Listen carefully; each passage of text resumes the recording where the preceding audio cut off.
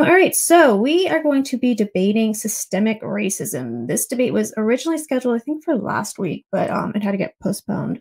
So we are doing it now. So let's bring on our guests. Brand new to Politically Provoked. Let's bring on Ethical Austrian. How do you? Hi, everyone. I'm glad to be here. So yeah, if you want to introduce yourself, tell people where you lie on the political spectrum and where people can find you if there's somewhere. Yeah, for sure. So I just go by Ethical Austrian online. I'm a voluntarist. I tend to be pretty, not super conservative, but I tend to be more leaning conservative in my social views. And yeah. Okay. All right. So next up, let's bring Stardust. How are you tonight? Hey, how are you doing?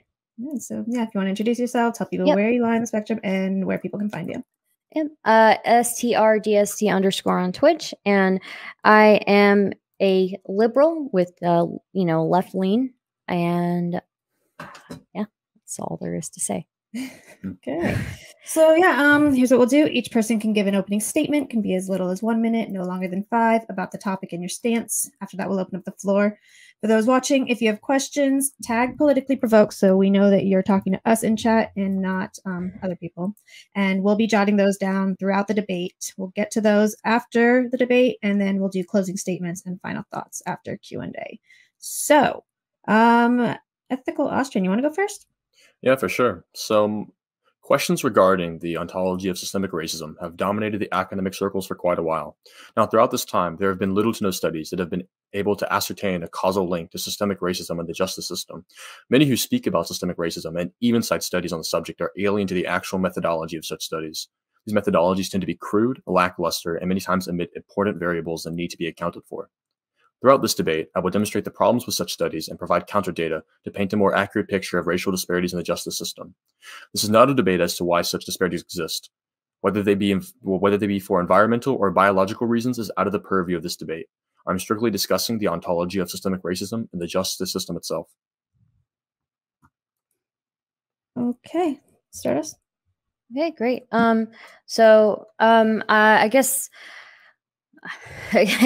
Sorry, you threw me off with the word ontology. So basically, I do believe that there are a variety of reasons why we have very evident inequalities in America. Some of those have to do with systemic racism, and I think that the evidence is overwhelming if we look purely at redlining and the effects of that. If we look at the history of Black people in America and how that history has affected them, how generational wealth hasn't been able to be carried over, or even we look at the biases in the criminal justice system, I think that there's plenty of evidence, there are plenty of studies that point to systemic racism being a problem, and there are plenty of even U.S. institutions that have declared such. All right, so yeah, we can open up the floor. Austrian, if you want to hop in.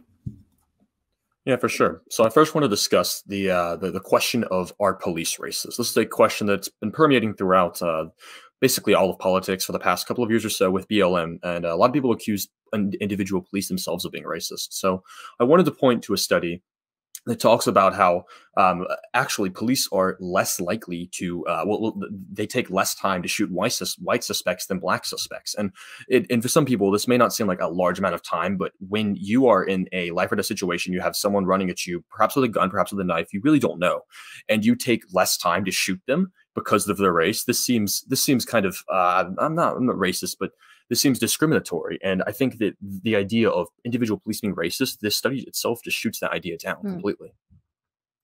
So individual racism is not really the same as institutional or systemic racism. Specifically, what we're talking about when we talk about systemic racism, or at least when I talk about it, is the racism that is embedded through laws, and it's not necessarily something that's intentional, but it has a very racialized outcome. So yes, if you look at the statistics, white people do actually, in fact, die more at the hands of police than Black people do. I wasn't saying just statistics. I was speaking about a study which specifically pointed out that Black suspects are less likely to be shot as fast as white suspects by the police. Let me just get through this. yes, while there may be lesser response time with white people, and in fact, there may even be white people who, it may even be that there are more white people who are killed by police. There are more white people per capita, right? And exactly, but I didn't mention them being killed by police. That's like, no, that's just something I'm bringing up. I'm bringing it up. Okay. So don't worry. I'm not putting words in your mouth.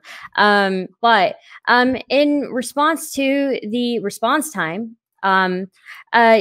yes, sure, that certainly can be something we look at, and maybe there is something there. But when we look again at systemic racism and the overarching effect of it, and the overarching effect of it on communities throughout the generations, I think it is still pretty evident that, yes, there is this response time, but that doesn't really, it doesn't really relate to how, for example, redlining affected generational wealth, and how the over-incarceration of Black people has affected how many parents are in the household. Hold on, let's stay on topic. The ability, let her finish.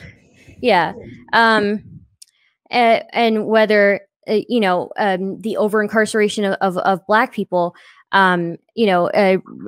prohibits them from getting different jobs, and even prohibits them from partaking in voting.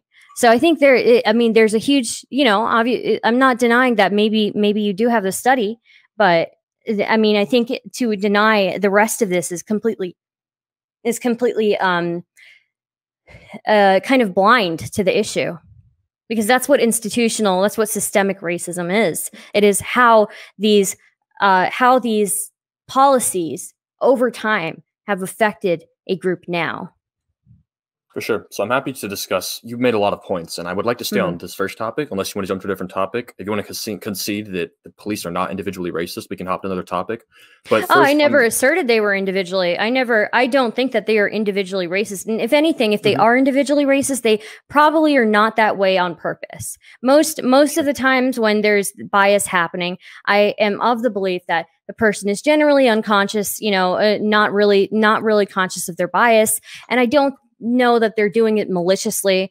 But systemic racism is systemic racism, and individual racism, person-to-person racism, is something completely different. I completely agree, but I want to quickly point out that implicit bias does not mean discriminatory action.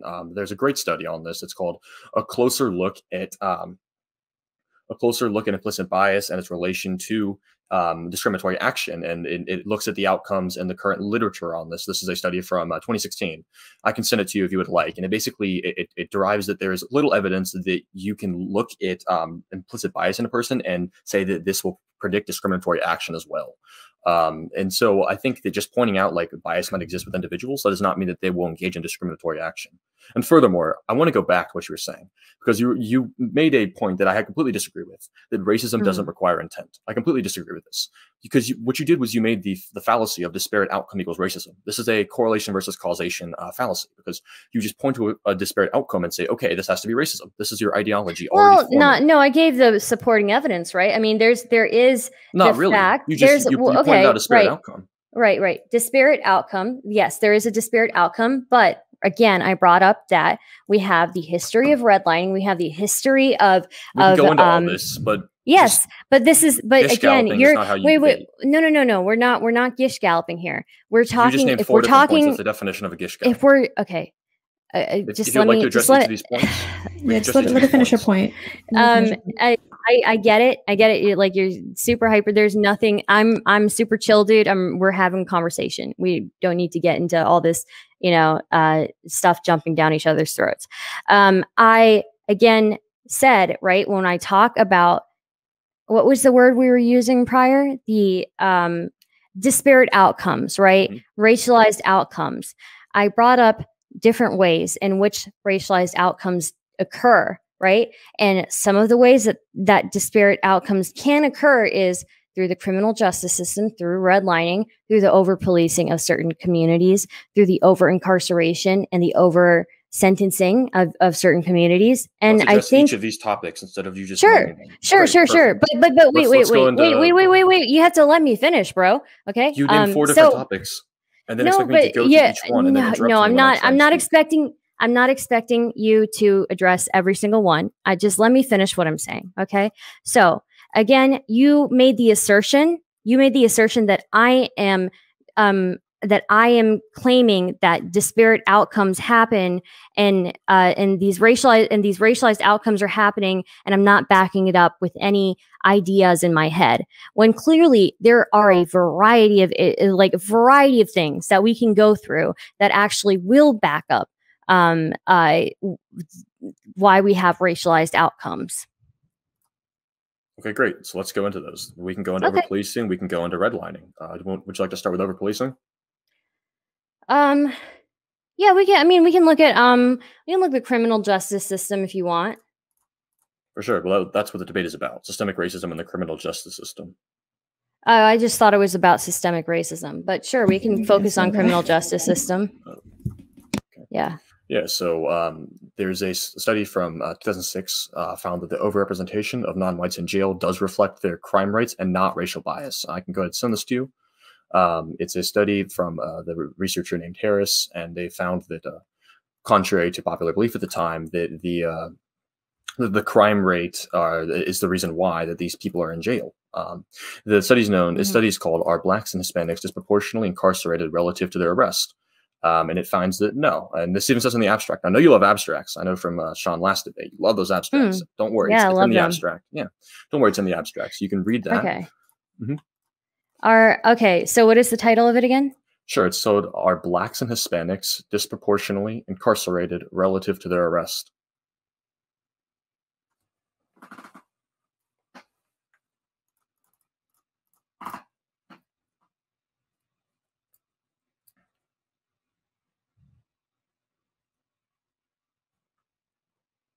Okay, I see it here.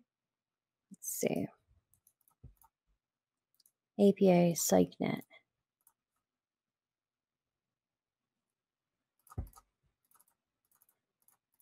All right.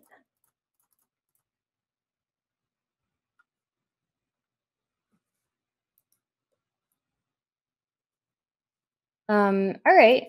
Let's see. I think I pulled it up.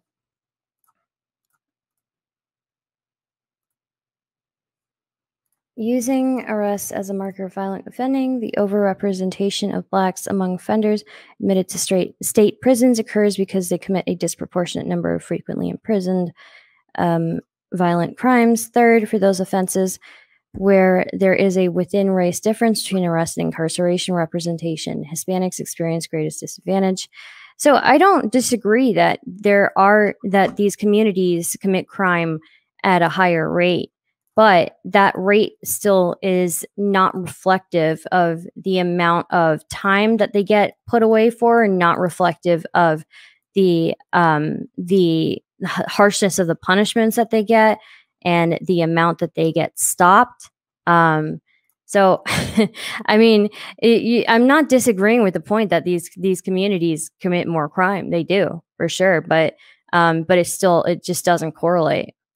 Gotcha. So I'm happy to go into how sentencing is not biased toward Black Americans if you would like to. Sure. Gotcha. So this study found that after controlling for past criminal record and IQ, the sentencing gaps between Black Americans and white Americans became statistically insignificant. So this is from Sci-Hub. Why are we bringing IQ into this? IQ is just a measure of like different. How is it related to the over incarceration?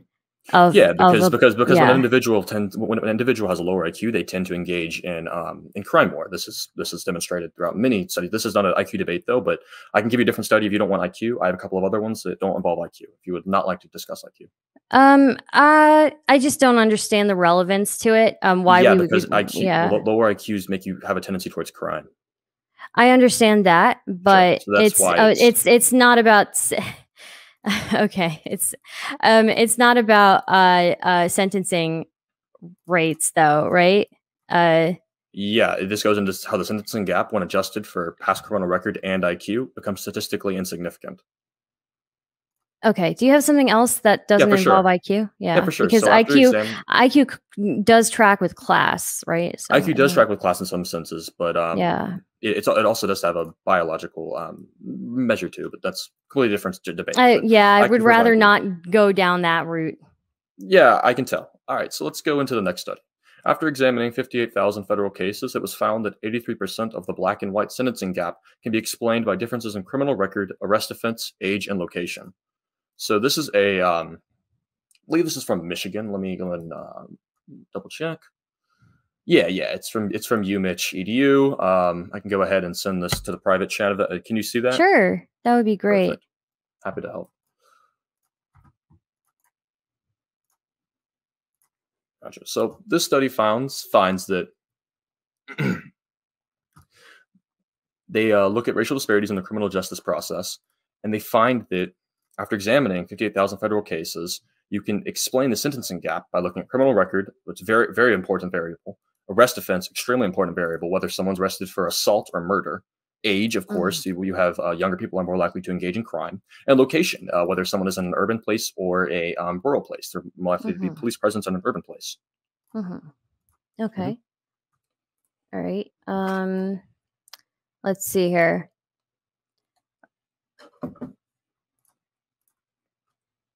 So, what are you asserting essentially with this?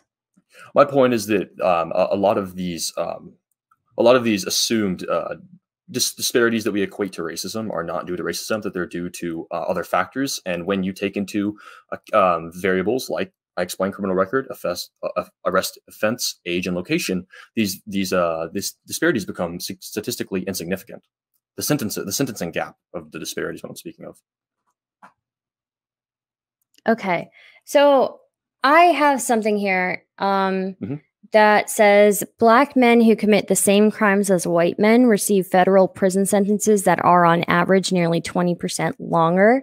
And the sentencing disparities are being driven in large by non-government sponsored departures and variances.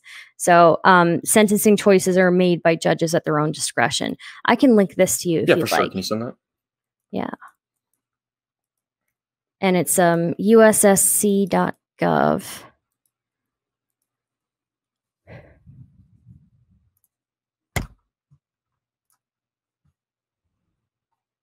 The Booker report. Yeah. So the problem with the Booker report is that, again, this doesn't take into a lot of different variables.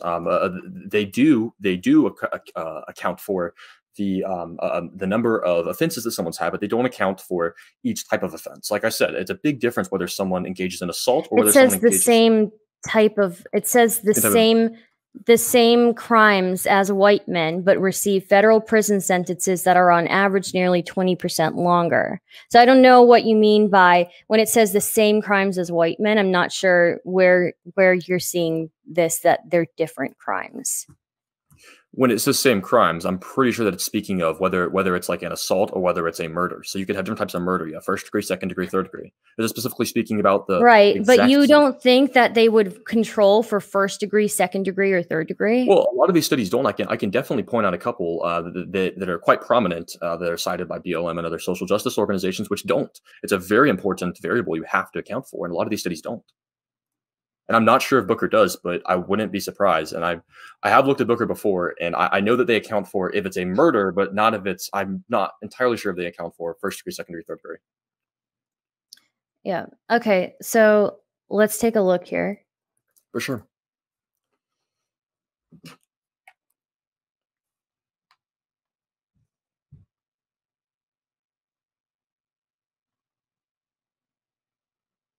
Let's see.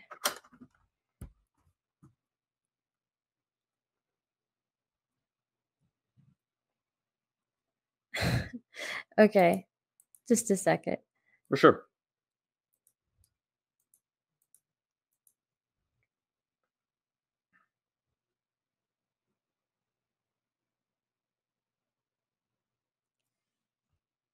So,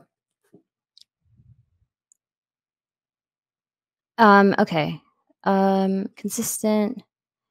Okay, so The commission's analysis considered race, gender, citizenship, age, and education level. In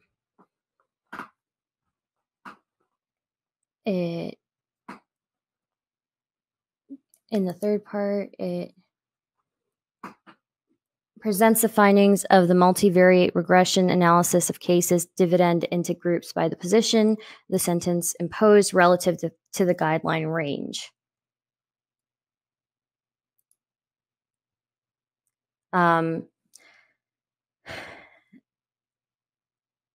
multivariate regression analysis is used to examine the differences among offenses and the likelihood of receiving a sentence below the applicable guideline range.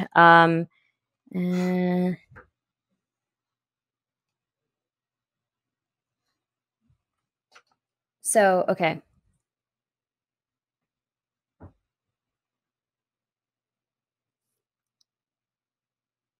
It looks like they are... It looks like they are doing it based on the same crimes. So first degree, second degree, third degree are all accounted for. Specifically those, whether they be assault, whether they be assault with a deadly weapon. These are very important distinctions that one needs to make, because the word assault has a very, very broad context in law. And if we don't make these distinctions, we can draw very different conclusions from the sentencing gaps. Let's see here. Okay, assault, simple assault, intimidation, hit and run with bodily injury, extortion, child abuse, burglary, arson, rioting, and other violent offenses. Other violent offenses? Wait, that's really weird. Why don't they break those up more? A group of infrequently occurring violent offenses. All offenders were then divided into two groups, those with any prior adjudication or conviction for a violent offense, and those with no prior adjudications or conviction for a violent offense. So they also controlled for whether somebody had history. I did say that. I did say that they did control for history, because I did know that much.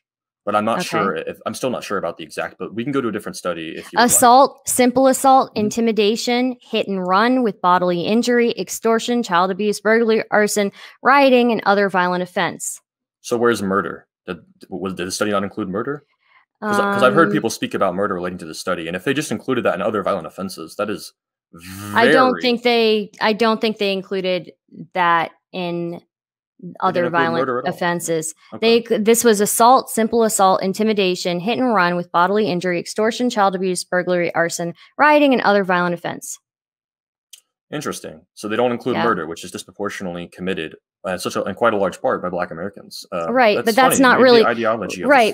So here's the thing of whether a group is committing murder more than another group.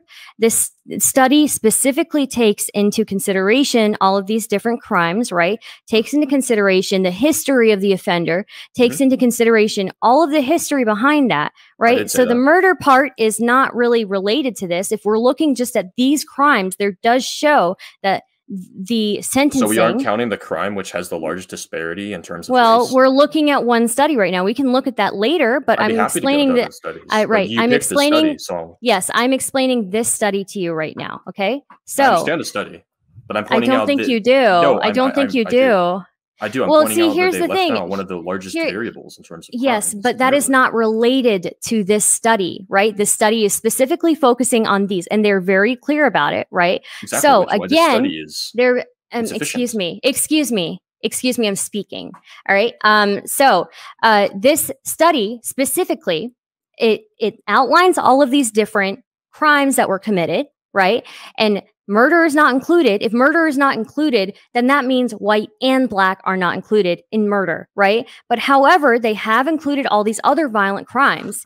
And the study still shows that Black people tend to receive harsher sentences by 20%, nearly 20% longer than white men.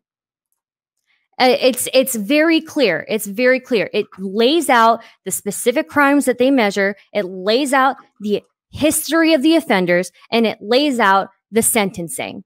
There's nothing else to it. If you want to talk about one that has murder, we can look at murder. But again, I've never disputed that a certain that certain groups have a higher offense rate. That is for sure. That's accurate, but it doesn't accommodate. It doesn't really explain the disparity by a 20% longer sentencing.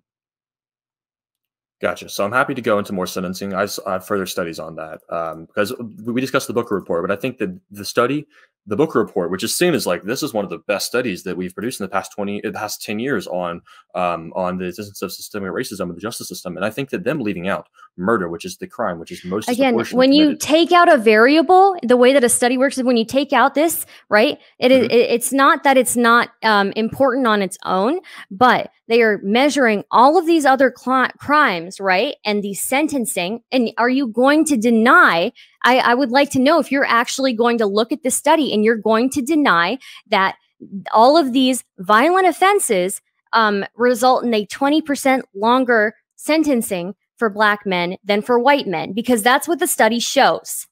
No, of course I'm not going to deny, but I'm going to point out my further studies with the Again, IQ one. The murder is not the murder. The murder thing we can certainly focus on it, but again, I have never denied that a certain group may have a higher crime rate. What I am asserting here is that again, we have a variety of crimes that they have measured that show that Black men who commit them, and this accounts for the history, and this accounts for the type of crime with simple assault, with other types of assault. This accounts for all of that. And Black men still get, on average, 20% longer sentences. So I think you might be wrong on this one.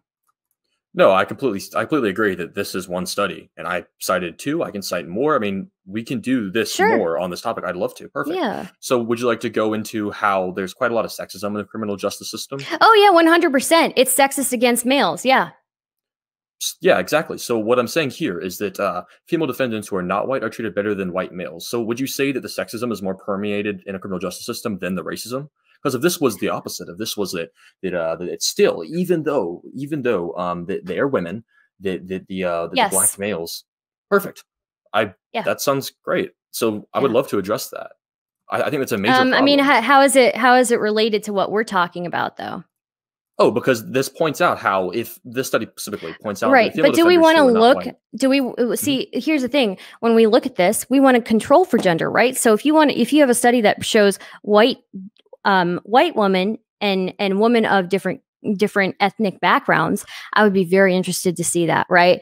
But as we all know, right, that women get lesser sentences in the criminal justice system. Hold on. But this is not really interesting to me. Oh, no, I completely agree. This isn't the point of the study. The point of the study I'm mentioning is that the sexism overcomes the racism, the supposed racism that you would say. Oh, no, I don't think so. Because when you want to compare racism, right, there's already a very clear difference in gender, right? And the sentencing behind gender. So you don't really want to compare genders. You would want to compare within that gender, the races within that gender. So if you have something that says white woman versus Black woman versus Hispanic woman, I would be interested in that. But I'm really not interested in a study about like women of color versus white males. Because we already know that white males and just males in general are going to get more severe sentences by far than a woman. Yeah. Yeah, so I actually do have a study that does break that down. If you would like to hear that, sure. Let me go ahead and send that over for sure. I mean, I think I'm pretty logically consistent here. I don't have anything against that. There's clearly a bias against men. So. For sure. So let me explain the study. So the study is on plea bargaining, and it found that pleading guilty increases the possibility of charge reductions by 50% for Black Americans, 55% for white Americans in general. But once you take into account gender and race, the possibility of a charge reduction is 46.1% for Black males, 58.1% for Black females, 53.9% for white males, and 55.9% for white females. So it seems that the effects of gender are stronger than that of race. And the point is that if the criminal justice system was racist, then the sex-controlled variable would really make no difference in the case of a plea bargain. No, not necessarily. It can be racist and sexist. But the sexism would overcome the racism then. No, two things can occur at once. Of course they can, but the point is that Yeah. that if the racism was the most permeated factor in the criminal justice system, then this Well, wouldn't be the case. I would argue that the amount, the fact that I believe it's like 1 in 13 Black men are in the prison system. I think that has a very large effect versus whatever gender differences we have. Well, the reason why there are so many Black men is not due to what's it called, systemic racism. It's due to it's due to the engaging in crime and then getting searched. Right. I see that the last study like didn't go through your head. So. Wait, the last study on the gender one that we just talked about, the one prior, where we talked about how Black men on average get 20% longer sentences. Yeah, and I completely said that, and then I pointed out 2 more of my studies which contradict that. I mean, your like, two studies? No. Your 2 studies. Your 2 studies when that contradicted how. How do they contradict? How does the gender one contradict one that's specifically about males and about race? I wasn't speaking about the gender one. I was speaking about the ones before that, the 58,000 federal cases one, and the one that controlled for past criminal record and IQ. Okay. The IQ one. The IQ one, I would rather us disregard that one because I don't want to get into a topic about IQ and all of that because that brings into the whole socioeconomic stuff, and I can go on a whole rant about how there's health discrimination, how there's environmental discrimination, and how redlining has led to and all sorts of environmental pollutants that will affect the upbringing of a child and the child growing up with 1 parent versus 2 parents, and we can get into all of that. But I feel like that might be a little bit too technical. Well, it's not too technical. That isn't the topic of discussion. If you would like to have a second debate, we can discuss all of that. I'd love to, but that's not topic of discussion, and I'd like to stay on topic. Okay. All right. So the University of Michigan Law School. Let's see here. I actually, this one that you cited, racial disparity in the criminal justice process, prosecutors, judges, and the effects of United States versus Booker. Is that the one that we were talking about, right? Yes. All other factors being equal, Black offenders were 75% more likely to face a charge carrying a mandatory minimum sentence than a white offender who committed the same crime. So the study that you cited actually proves my point. It doesn't at all. My point. It just talks, no, that's specifically on the mandatory minimum. The sentencing gap. Mandatory minimums are a huge portion of why Black people get it's more severe sentences. Well, since 2010, the research seems to show that that's not true anymore. I mean, what you cited is from 2014, and it says all other factors being equal, Black offenders were 75% more likely to face a charge carrying a mandatory minimum sentence than a white offender who committed the same crime. Yeah, so again, this is from 2014. This is from 2014. You're completely omitting the topic I was talking about, the sentencing gap. What is the topic? Explicitly says there is a sentencing gap, and the sentencing gap that you cited, this study that you cited, specifically backs up what I'm saying. 75% more likely to face a charge carrying a mandatory minimum. Do you understand mandatory minimums? I do understand mandatory minimum. So that's not what I was talking about. I was talking about specifically the sentencing gap, because sentencing gap can happen whether or not if there's a mandatory minimum on an individual.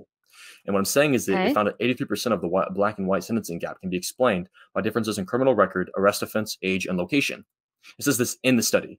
Now, I'm not sure if it's in the abstract. I can download the study. We can go through it. I don't really care. It also says that about 75% more likely to face a charge carrying a mandatory minimum, and mandatory minimums are where the where Black people face the discrimination. Actually, let me see if I can pull it up here. But I'm happy to go to mandatory minimums if you'd like to. We can talk about that. I mean, we're still on this topic, right? Which is Black offenders. Right. Black offenders, again, so we have 2 studies here, right, which are actually backing up my claim now that Black people get more severe sentences. The one that you cited and the one that I cited both back me up. So I don't know what to say. They do. They do when it comes to mandatory minimum, when it comes to severe sentencing. Yes, they both back me up. It literally says the sentencing gap. can be explained by differences in criminal record, arrest offense, age, and location. Research suggests that minorities may receive harsher punishments than whites, in part because prosecutors may be more likely to apply mandatory minimums to minorities. And again, all other factors being equal, Black offenders were 75% more likely to face a charge carrying a mandatory minimum sentence than a white offender who committed the same crime. For sure, but that doesn't go into the sentencing gap, which you did not address. The sentencing gap. The study also says that 83% of the sentencing gap between Black and white can be explained by differences in criminal record, arrest offense, age, and location. Okay, but after that, it says the 75%. That's great, but I'm talking about the sentencing gap right now. Right. There is a sentence. The sentence gap actually accommodates. Having 5 years, do you think mandatory minimums have any part to play in sentencing gaps? They do, but not in this case, according to the same study. No, in this same study, it literally backs that up. It was found that. Do you have something else? Do you have another thing that's not this? Because clearly, I don't think we're having the same understanding of this. We are talking about 2 different things in the study. The study addressed 1 point to prove you right and 1 point to prove me right. Okay. Yeah. This study found, again. Okay. I will. All right. Sentencing gap. Okay. All right. 80% of the sentencing gap can be explained by differences in criminal record, arrest offense, age, and location.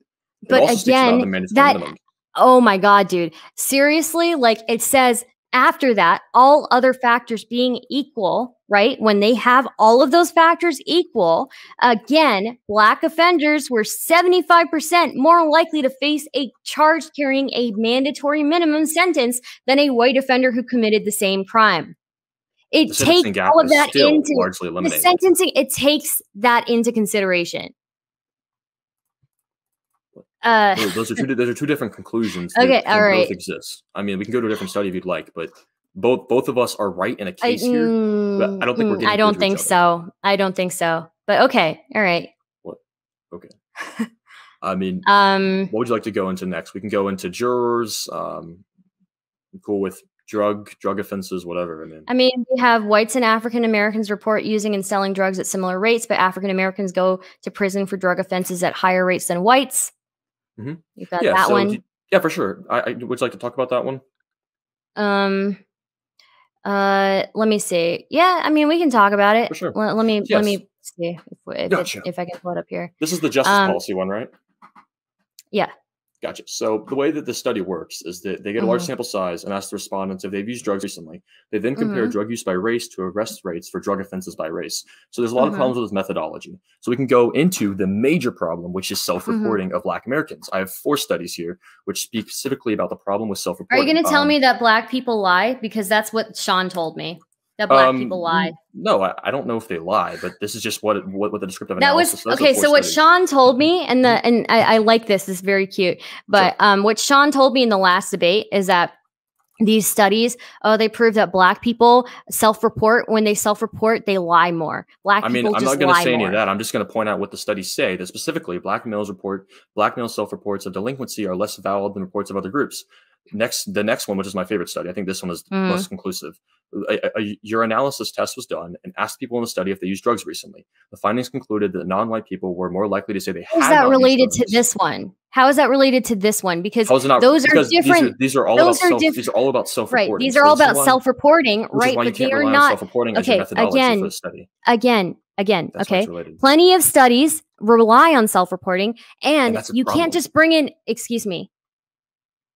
You can't just bring in 4 studies that are completely unrelated to one study that's talking about specifically about crime and how people are arrested and try to apply a study that is completely unrelated to it.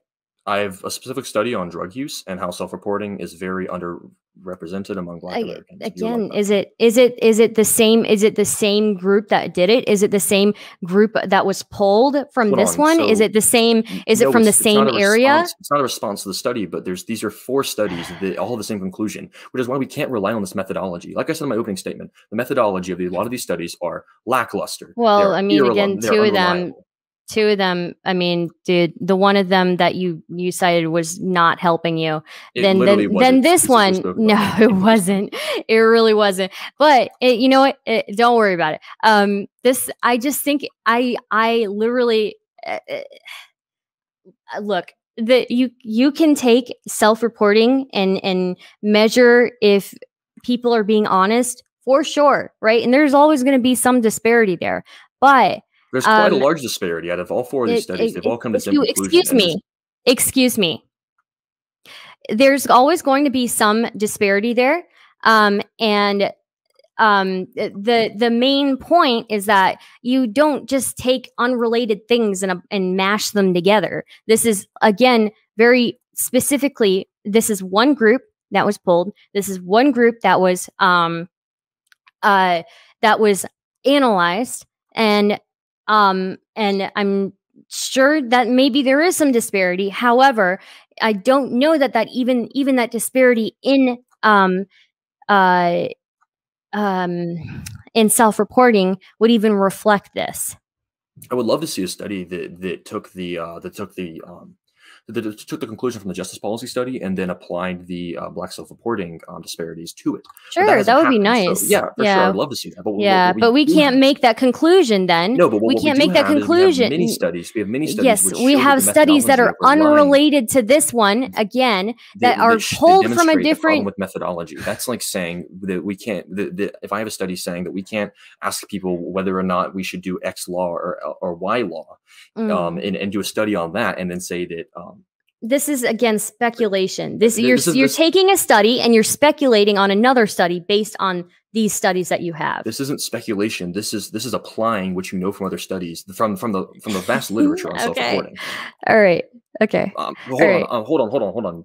Do you reject the idea that we can use other studies to counter other studies, even if they're not completely related, in the sense of determining methodology? Right. If they are focused on the same subject, yeah, then sure. And if I pointed the one on drug use, I pointed two on drug use, and I pointed one in general for crime on self-reporting. If I can send all three of those to you, if you'd like me to, I'm happy to. Sure, send them to me. I don't have time to read all of them right now, but I'll take a look at them. You have my Discord. You can send them to me. Here's all the private chat. I'll go and send my Discord to you. Oh, okay. Thanks. Mm-hmm. Let's see. What is this? Go into the problem with the reckless use of drugs, which is the ACLU report, which goes to why although white Americans tend to use cannabis at a higher rate overall, Black Americans are arrested for higher drug use. We can go into that if you'd like. Why is that? Yeah, for sure. Explain that to me. This is a study by Ramchand, and he finds that African Americans are nearly twice as likely to buy outdoors, 31% versus 14%, 3 times as likely to buy from a stranger, 3% versus 9%, more likely to buy away from home, 61% versus 48%. This shows that they tend to be more carefree. Of course, when you're in your home, you're less likely to be stopped by the police. You're less likely to be seen by a police, etc. That's why white people are less represented in this case. However, if you are selling on the street, if you are smoking on the street, what is the name of this study? Yeah, for sure. This is actually this is like one of the most cited studies in all of criminology for the past like 10 years. Let me go and send it to you. Yeah, if you can just give me the title. It's called Racial Differences in Marijuana Users' Risk of Arrest in the United States.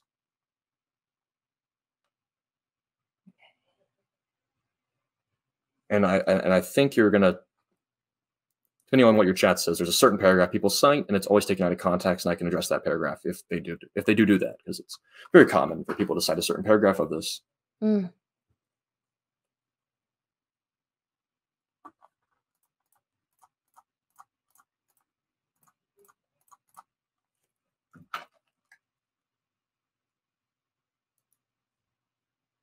Is it this racial differences in marijuana users' risk of arrest in the United States? It's by Rajiv Ramchand, yes. Okay. All right. African Americans are 2.5 times more likely to be arrested for marijuana possession offenses than whites, even though general prevalence estimates show that they are no more likely to be using. The current study investigates the purchase patterns of marijuana users from the 2002 National Survey Drug Use and Health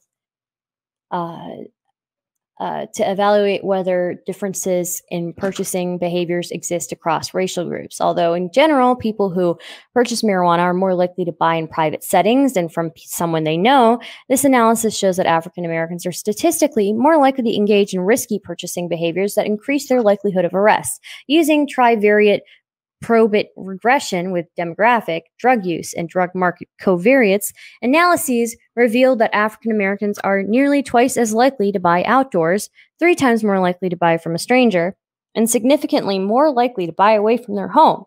These results provide an additional explanation for the differential in arrest rates between African Americans and whites. Okay, that may be true. Yeah.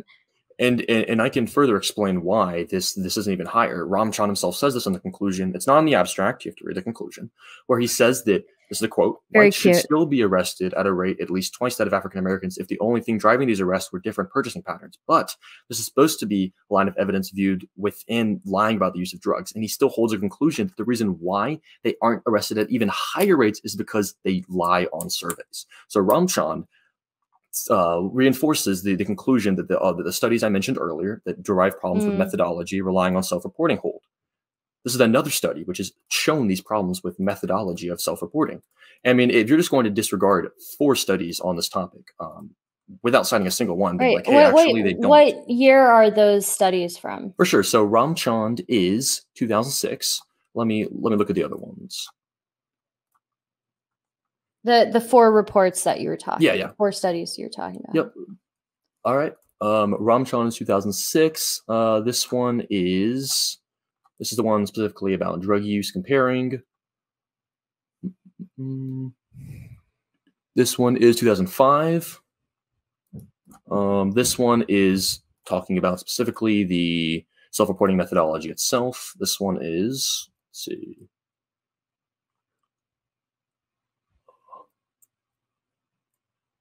2000, and this is the urinalysis screening, and this one is 2009. So all of these are within a 10-year period. Okay. I have something here. Increased exposure to early risk factors did not explain race differences. Did not explain race differences in drug-related arrests. Minimal support was found for the hypothesis that a differential sensitivity to risk factors accounts for disproportionate rate minority male arrests. In some, most racial discrepancies in juvenile male arrests are accounted for by an increased exposure to childhood risk factors. Specifically, Black boys were more likely to display early conduct problems and low academic achievement and experience poor parent-child communication, peer delinquency, and neighborhood problems, which increased their risk for juvenile arrest. So I don't know. And I actually have a study which addresses the neighborhood disparity. If you would like to discuss that, once you account for the socioeconomic status of neighborhoods, the white and black sentencing rate and the rate of arrest heavily decreases. Let me go and pull that up.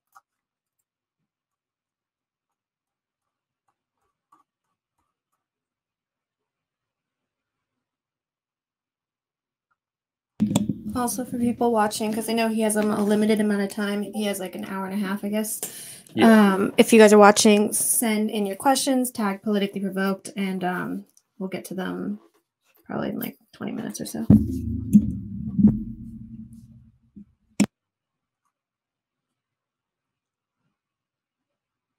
Yeah, here it is. So this is a study that there's a significantly higher likelihood of having ever been arrested with Black Americans when compared to whites, even after controlling for all criminal behaviors. However, this disparity was no longer present after accounting for racial composition and socioeconomic status of the neighborhood. Yeah, and who is most affected by like socioeconomic status? Tends to be like Black what racial makeup? Black Americans tends to be. Yeah. So I think that kind of Wait, how this equates to socioeconomic status and controlling on criminal behaviors, and it finds that there is no longer a disparity present. I'm sorry, can you repeat that? Yeah, for sure.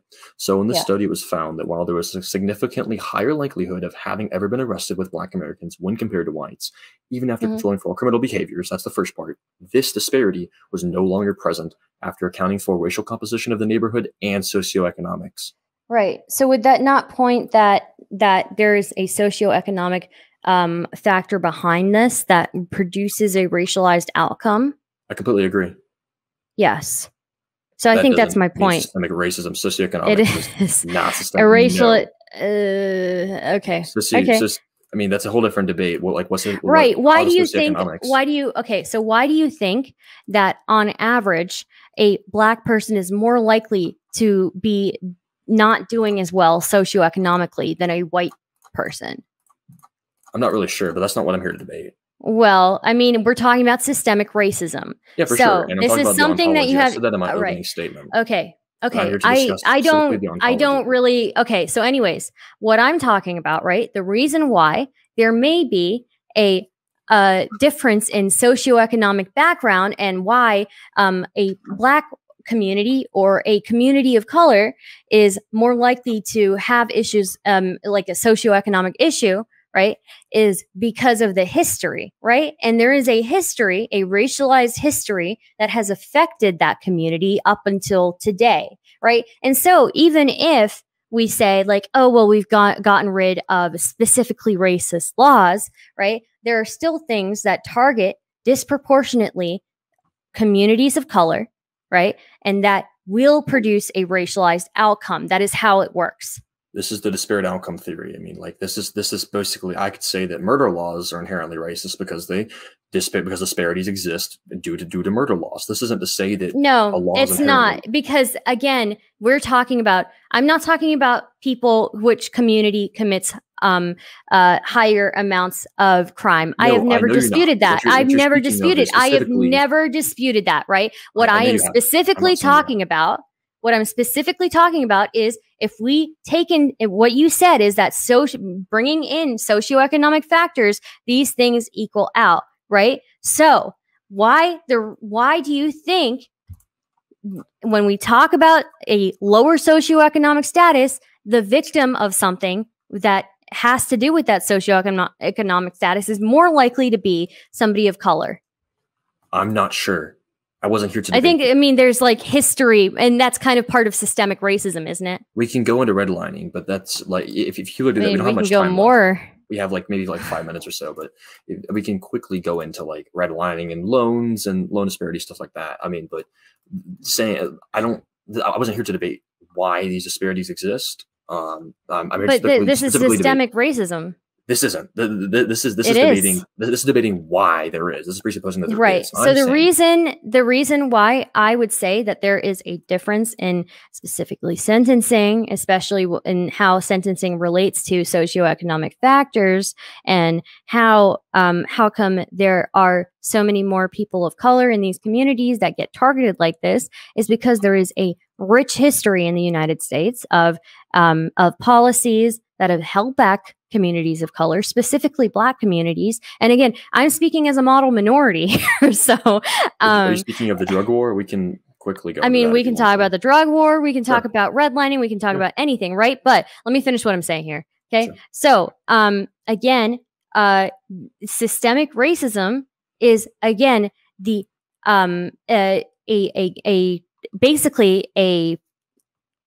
it's basically not person to person racism, right? It is not this me accusing a cop of being racist himself, right? It is policies, it is procedures, it is specific practices that result in a racialized outcome. I completely agree. And if a community is more likely to be impoverished, I would like to look into why that community is more likely to be impoverished. And when we do look into that, when we do look into that, it's very evident.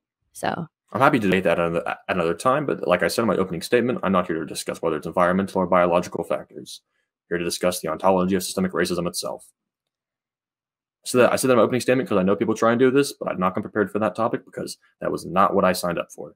But we can discuss the drug war. We can discuss redlining real quick if you want to just quickly go through those. Let me see here. Well, I just want to visit really quickly bias in policing, right? For sure. Yeah. So it's not a problem among my assertion it is not a problem among specifically white police officers or black police officers, right?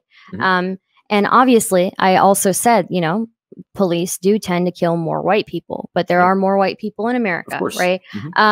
But there is the way that a great way to look at systemic racism and see what it really means is when you look at situations where the police are primarily black, right?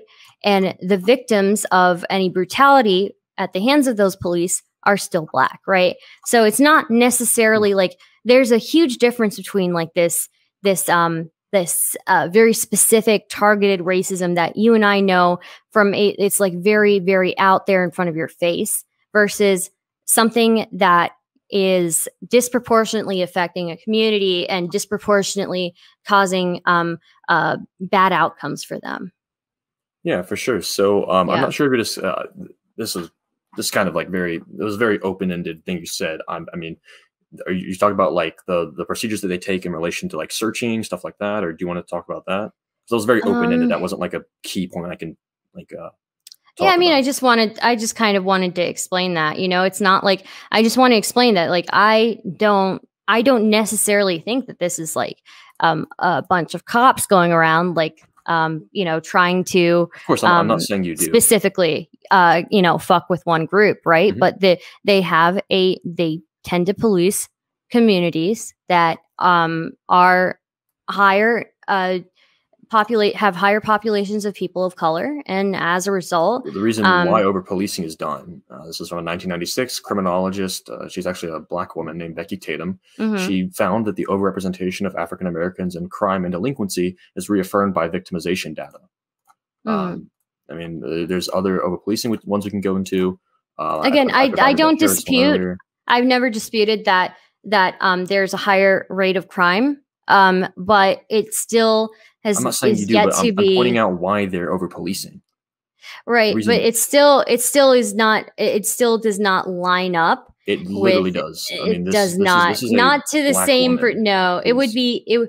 Or it doesn't matter who it's written by. Again, well, there's police brutality that is perpetrated by black police officers towards blac victims. Police brutality. I mean, there's a great Yale study I could cite, which speaks about how there actually are no disparities in terms of the extremes of brutality done by police officers on the scene. Let me go ahead and find that one. Okay. But again, that's not even my point is like, it doesn't matter who the study is written by. You said, well, this was written by a black person. I don't really care. What I care about is how recent was the study, right? Well, it's 1996, but that's why I'm providing a much more recent one from Yale. Okay. All right. And 2016, this one is. Okay. Yeah, so what this one found was specifically that there are no raw data and the racial differences in an officer-involved shootings and extreme uses of force. So both of those, there was no data found and racial differences between these two. So if police brutality was a major problem, we're like, then this wouldn't be true. There would be quite a lot of differences. And this isn't individual police officers, because I'm not saying that you believe that. You're definitely clearly smart enough to like not make the case that every single cop is racist. That's so stupid. You're making the point the system itself is racist, and I understand that, and I understand your point. What I'm saying here is that this Yale study specifically talks about how looking at a police department in totality, not just like individual cops, police department in totality finds that there are no raw data and racial differences. Okay. Let me see here. For sure. Let me go ahead and send this over.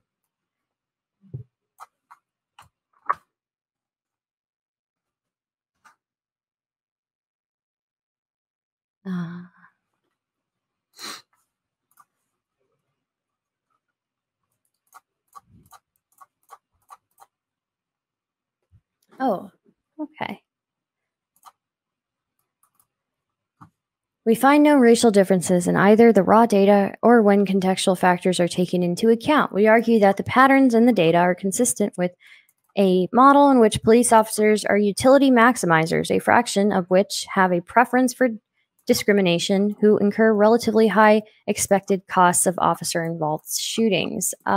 This also goes into search sorry. strategies and stuff. How search strategies are done for utility rather than for racial bias. Yeah, sure. No, I mean, sure. But let's see here. Let me just read the rest of this. Non-lethal uses of force. Blacks and Hispanics are more than 50% more likely to experience some form of force in interactions with police.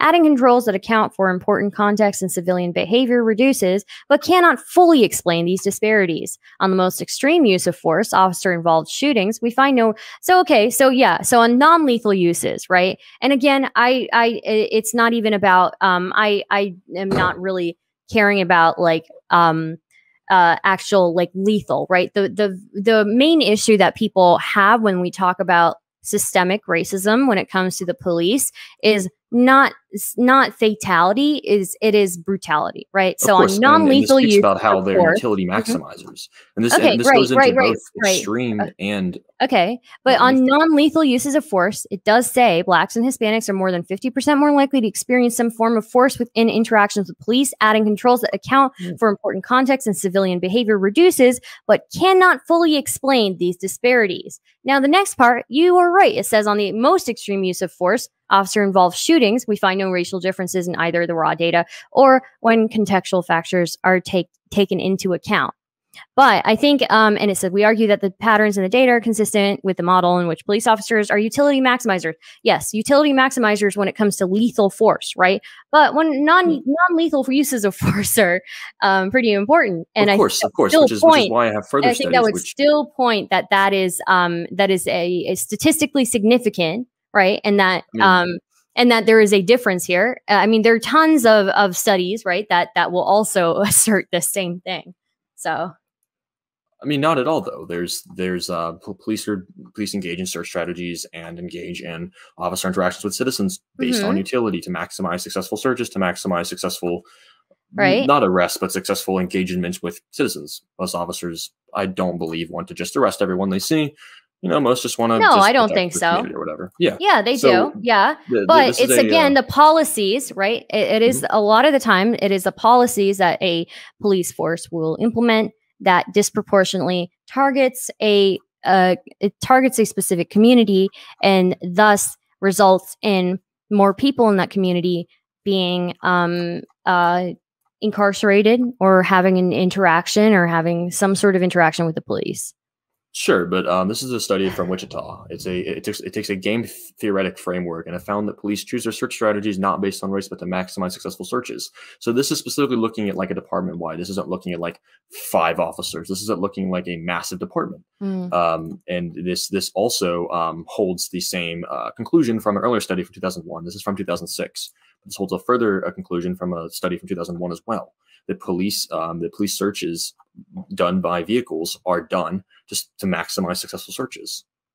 I have further ones that we can go into as well, but I'll go ahead and send this one over. Sure. I mean, let me see here. There is right. I'm sure you've heard of like the study that between 2011 and 2015, Black drivers in Nashville's Davidson County were pulled over at a rate of 1,122 stops per 1,000 drivers.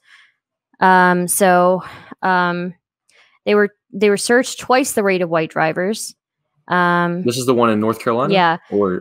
I'm happy to go into this. And searches of white drivers were actually more likely to turn up contraband. Yeah. So there's 2 great case studies that we can look to for what happens when you don't take into time, place, and context of stops. The first one is from Cincinnati. Cincinnati found that Black Ohioans did have longer stops and higher search rates than white drivers, but once time, place, and context were taken into account, there was no disparity. The other case study we can look to is from Savannah, Georgia. Let me go and find that one. This one found that Trained observers accompanied police officers on 132 tours and focused on officers' decision-making and discretion prior to a traffic stop. Officers were questioned every time a person aroused their suspicions. Of those who evoked suspicion, 74% were male, 71% were minorities. Suspicious behavior, a traffic offense, looking nervous, or similar behavior accounted for 66% of the officers' reactions. 18% were the result of information they had received to be on the lookout for a suspect. Officers stopped individuals under suspicion 59% of the time, but the suspect's race did not affect the outcome of the stop. The authors concluded that the results did not support the perception that a high-level discrimination occurs prior to a traffic stop. So, like, when a cop is deciding, like, hey, I'm gonna pull this guy over, did they immediately think of race? No. The officers concluded that the results did not support the perception that a high level of discrimination occurs. Okay, what about the one about let's see here. Researchers compiled and analyzed data from more than 100 million traffic stops in the United States. What they found, police were more likely to pull over black drivers. The researchers were able to confirm racial bias by measuring daytime stops against nighttime stops, when darkness would make it more difficult to ascertain a driver's race. Is this the Nature article? This is Pearson, 2019. See. I can copy that. Yeah, I got it. Yeah. Yeah. Okay. So this study, it's very weird. So there's a detail completely omitted from this study, but was mentioned in the Stanford paper study, is that work variances play a massive role in this outcome. So even the original study found no racial bias and said that black people being more likely to be stopped in the morning than at night can reflect relative risk in terms of work variances. This study would be on par with our knowledge that we already established. What do you mean by work variances? Work variances, meaning that they engage in more night shifts. They engage in more nighttime working activities rather than engaging in a day job. And so this was actually in the original paper, and they omitted it. And there's no explanation why. It's so weird because this plays a massive risk. Seems like it's. I don't know. It seems like it's kind of insignificant, don't you think? Not at all, because even the original study found that black people being more likely to be stopped in the morning can reflect relative risk, and that's in relation to the work variances. Right. But if they're driving to work, right, and it's nighttime, and it is and the disparity goes away, and then in the morning they don't have those shifts, and the disparity comes back, then that kind of seems like. I mean, there's further reasons why as well. I mean, for one, black Americans speed a lot. Black Americans speed a lot more than white Americans. This is from the Department of Justice. Speeding while black ? This is looking at looking at two studies from 2001 and 2005, and they both hold the conclusion that black Americans speed much more than white Americans. So if a cop sees a car speeding at night, he doesn't know whether or not they're black. Okay, but still, even at night, right? Even if black Americans are more likely to speed more than white Americans, when nighttime comes, this disparity goes away. So how do you explain that? What do you mean? When nighttime comes, the disparity goes away? Oh, okay. Let me look back at this one. Well, we're gonna, like, if you're on a time crunch, like, we probably have to start getting to the Q&A. Yeah, I'll address this one point and then we can go to the Q&A. Yeah, like I said, I think that the work variances one plays a massive role, and even the original study by Stanford said this. It's not clear why they omitted this, but I think the work variances is the major I feel like it's probably not relevant because, again, this disparity goes away at night, right? It comes back during the day. So even if they were more likely to have these night shifts, it still doesn't make up for the fact that if they were driving at night, they would be less likely to be pulled over. They would be pulled over at the same rate as white people. I really just think that the problem with the you think? I think because it says that in the study, the original study concluded that there's no racial bias because of the night, because at night it reflects the original study. Yeah, so this original study is from Stanford. Both studies are from Stanford.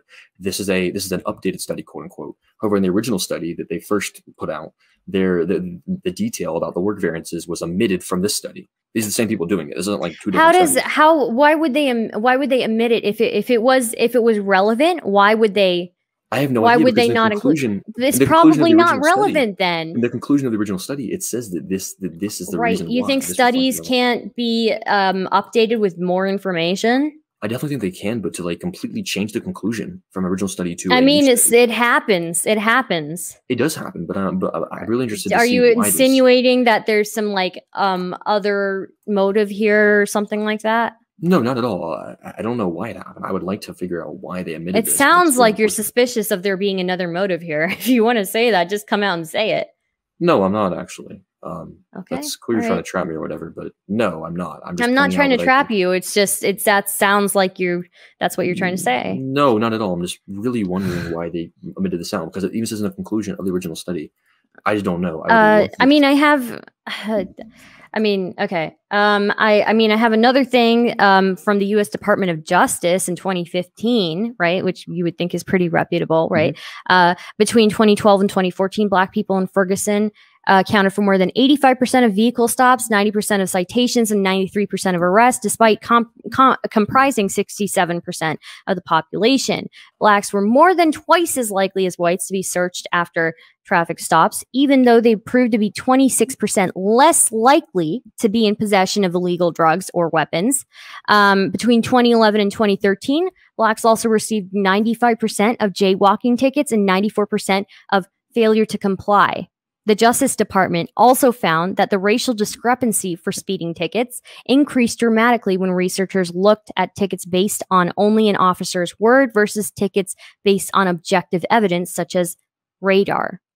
Black people facing similar low-level charges as white people were 68% less likely to see those charges dismissed in court.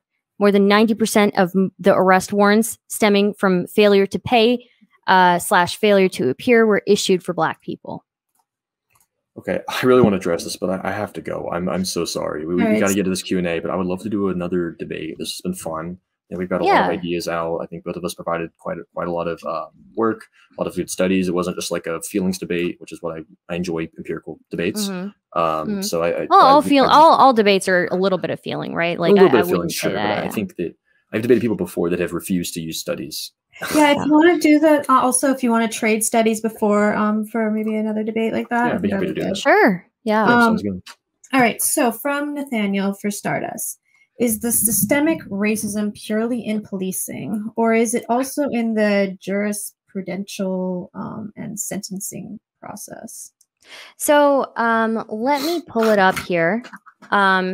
We have basically, when it comes to the criminal justice system, mandatory minimums play a huge part, right?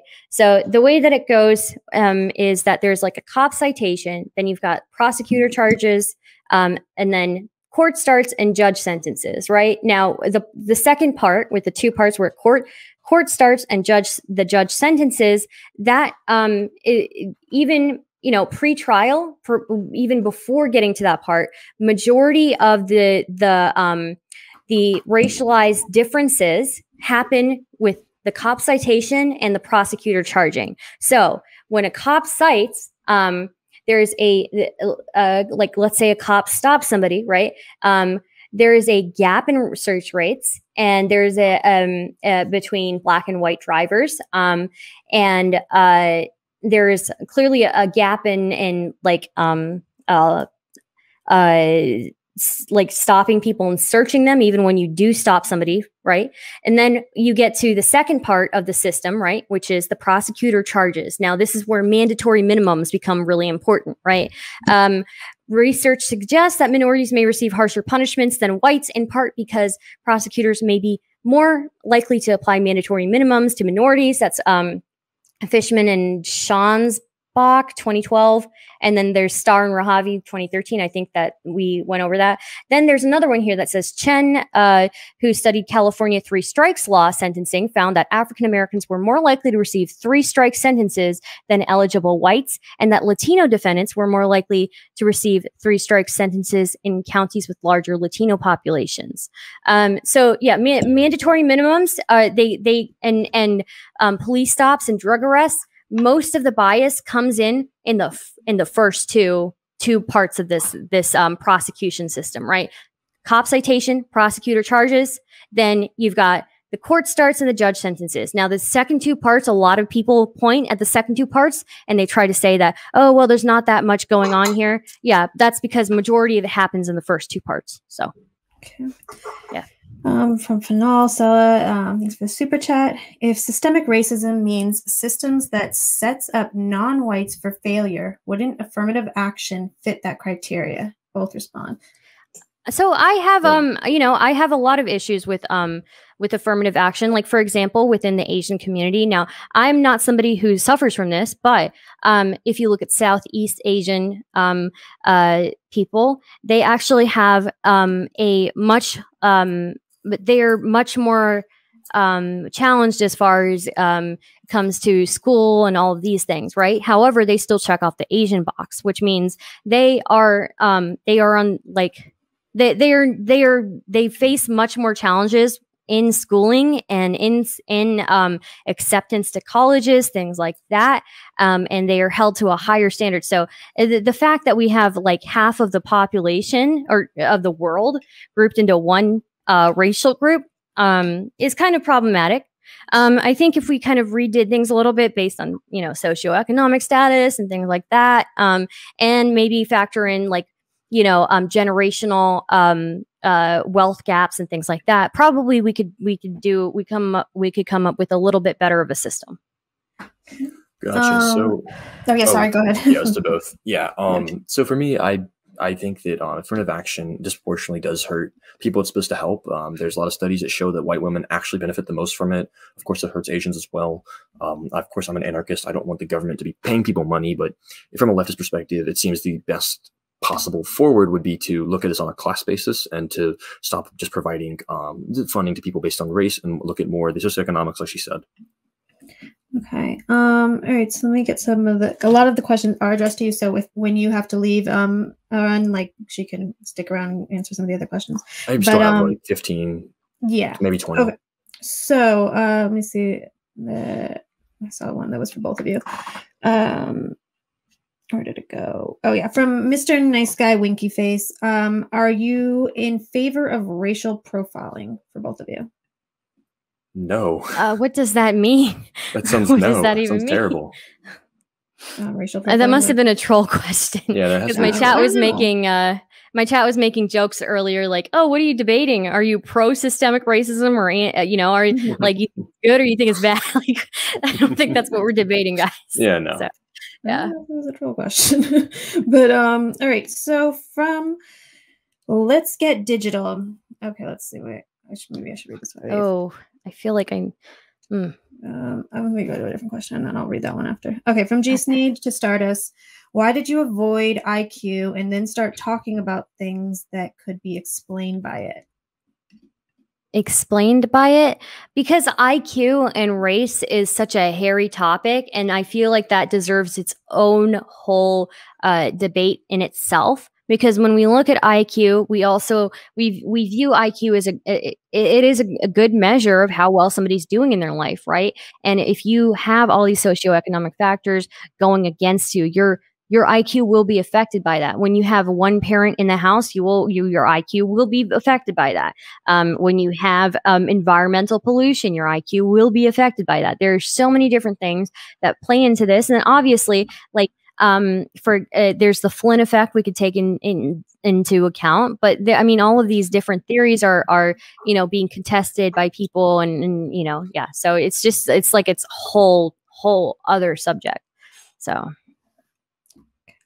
was that to him too? I just lost the question. Yeah, it wasn't. It was just to her. I can answer it if you want me to, but no, we'll get through some more of these questions. Sure. From Big Nibola. Okay. To both. I being a centrist, okay, I don't know if this is written right, but I being a centrist, either on right or left, considered being a racist. Personally, I think yes. What? Yeah, what is that that? Makes sense. I don't know. These things, you guys gotta write these better. Like, yeah. I considered being a racist. Excuse me. Yeah, maybe don't. I being a centrist. Don't do that. Yeah, that was not. I don't know what they're talking about. I'm just gonna move on.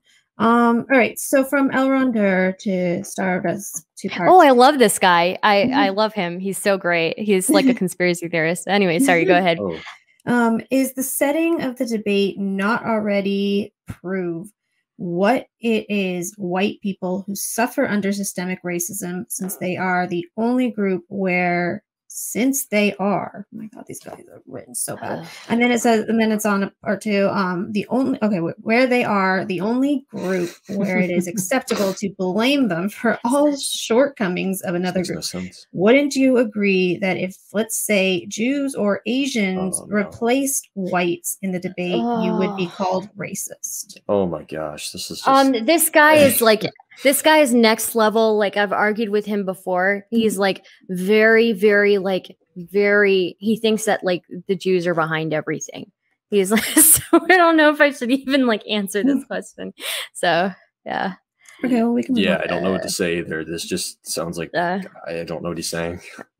All right, so I read this little alien question. All right, so from Let's Get Digital, it says, if aliens are proven to be real, perhaps through a televised first contact event, will humanity's new collective identity overcome the idea of racism by being given a unifying enemy to oppose?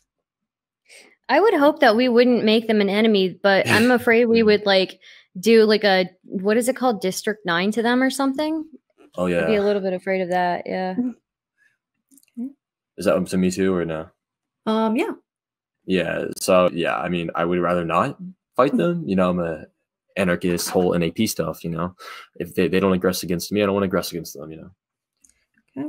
All right. So from Java Bolt to Ethical Austrian, if you don't believe systemic racism exists, do you think race explains discrepancies between Black people and white people? And if not, what socioeconomic conditions would explain them? I'm not really sure actually. I think generational wealth plays quite a large part. There's a couple of studies I've looked at, mostly by Sowell. It talks about how like generational wealth disappears after the third generation. So it doesn't explain like if your family's really rich 3 generations ago, why you're really rich today. I'm not really sure on this topic. I probably need to do more research. Okay. Let's see here. From Norvin Hobbs. Okay, this is not going to make sense now. That's why I told them to kind of give context. But it said, ask her if the studies she is looking at takes into account previous offenses. Yes, they did. Okay. And then from Yo, does Stardust want to defund the police? No. So I think the whole like, I actually think that whole ACAB and defund the police thing is like, yeah. But look, there are certainly things that we can do better, 100%. But the whole defund the police, oh my God, that is such a bad talking point. And that will affect these minority communities even more and in an even worse way. It's just not a good idea. It's just not good. Mm-hmm. From Elron, he's back. Stardust. Oh, I love him. How does less prison sentencing make America a safer place, and why are you arguing for it? So look, I think that the drug war, it was probably something that was a mistake, even though it was supported by majority of the people at the time, majority of like the country at the time. It was probably not a great choice for us. When it comes to drug offenses, we probably want to focus on rehabilitative things. And I find it kind of ironic that, you know, we've got all these people locked away for like decades for marijuana possession. And now we've got all these states that are legalizing marijuana. And like, it's those people who were originally like in the marijuana business are the ones locked up. And now, you know, we've got all these young little, you know, what do you call them? Yuppies or whatever that are making their marijuana business. And it's a little bit tragic, honestly. So, okay. All right. So I guess we can give closing statements and final thoughts. So, Austrian, you want to go first? Yeah, for sure. So I just want to maintain the view that I think that a lot of the studies that were cited tended to have lackluster methodology. And I said this in my opening statement. This is something that I've noticed throughout many of the debates on this topic I've had. And I think that definitely I would like to do another debate. We can go into the reason why these disparities exist. I think we might actually agree quite a lot in some senses about socioeconomics. But yeah, that's really it. Yep.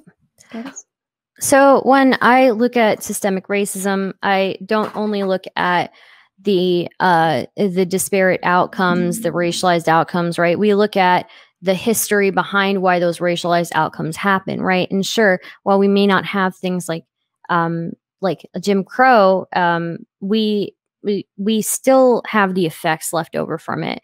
And there's going to be a huge difference between somebody like, let's say, for example, an immigrant who comes here, because immigrants who come here tend to have the means to come here, right? And the means to succeed here, and they're usually professionally trained, versus a family that has been held back generation after generation through redlining, through housing discrimination, through the devaluation of their property, or not even being able to own a house, right? Or the fact that people grow up with a single parent in the house, and we've got like environmental pollution that affects the development of children and the health of children. And I think if you even look at this from like a public health standpoint, it's a crisis. It's really a crisis, and there is a there's a significant racialized outcome that we definitely need to take a look at and see how we can alleviate the suffering